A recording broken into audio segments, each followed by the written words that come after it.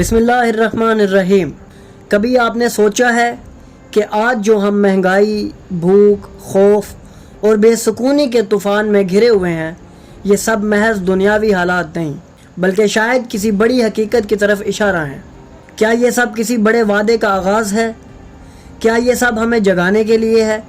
تو اگر آپ بھی انہی سب سوالات کے جوابات جاننا چاہتے ہیں تو جڑے رہیے ہمارے ساتھ اس ویڈیو میں۔ ناظرین، قرآن مجید میں اللہ تعالیٰ فرماتا ہے، اور ہم ضرور انہیں بڑے عذاب سے پہلے چھوٹے عذاب کا مزہ چکھائیں گے تاکہ وہ لوٹ آئیں۔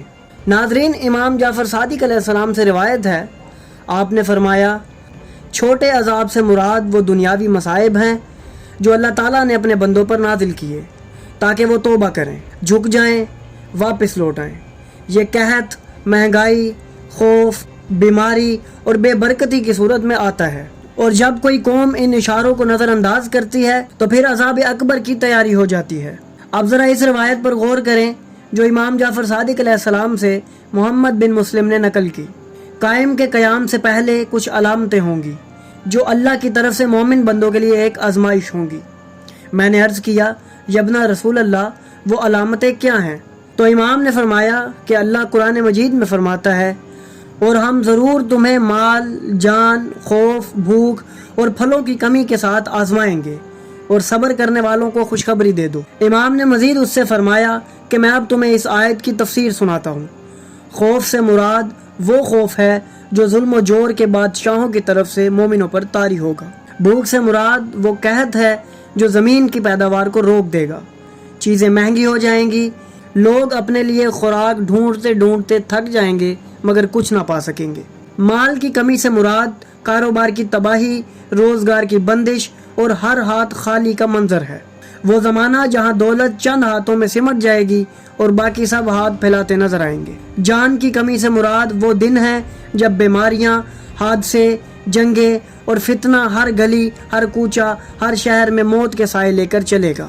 اور پھلوں کی کمی سے مراد زمین کی برکت کا اٹھ جانا ہے۔ کھیت سوکھ جائیں گے، درخت خالی ہو جائیں گے، محنت رنگ نہ لائے گی۔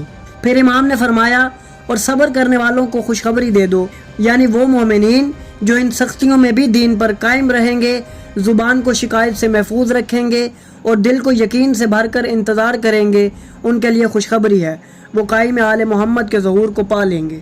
ناظرین، ایک اور مقام پر امام نے فرمایا، امام مہدی علیہ السلام کے ظہور سے پہلے ایک ایسا سال ضرور آئے گا جس میں لوگ بھوک کا شکار ہوں گے، انہیں قتل کے شدید خوف کا سامنا ہوگا اور ان کے مال، جانیں اور پھل کم ہو جائیں گے۔ پھر امام نے فرمایا، یقیناً یہ سب کچھ اللہ کی کتاب میں بالکل واضح موجود ہے۔ یہ وہی وقت ہے جسے ہم آج اپنی آنکھوں سے دیکھ رہے ہیں۔ کیا ہم نے کبھی سوچا کہ جس دور میں ہم جی رہے ہیں یہ شاید وہی دور ہے جس کی طرف امام نے اشارہ کیا تھا؟ پس ناظرین، صبر کریں، گناہوں سے بچیں، توبہ کریں اور اس سخت ترین دور میں ان کا دامن تھامے رہیں، کیونکہ اندھیری رات کے بعد صبح ضرور آتی ہے، اور اس صبح کا نام امام مہدی علیہ السلام ہے۔ تو ناظرین، اگر آپ کو ہماری یہ کاوش پسند آئی تو ہماری ویڈیو کو لائک کریں، ہمارے چینل کو سبسکرائب کریں اور بیل آئیکن کو بھی دبا دیں تاکہ آپ کو ہماری آنے والی مزید ویڈیوز ملتی رہیں اور آپ علم سے مستفید ہوتے رہیں۔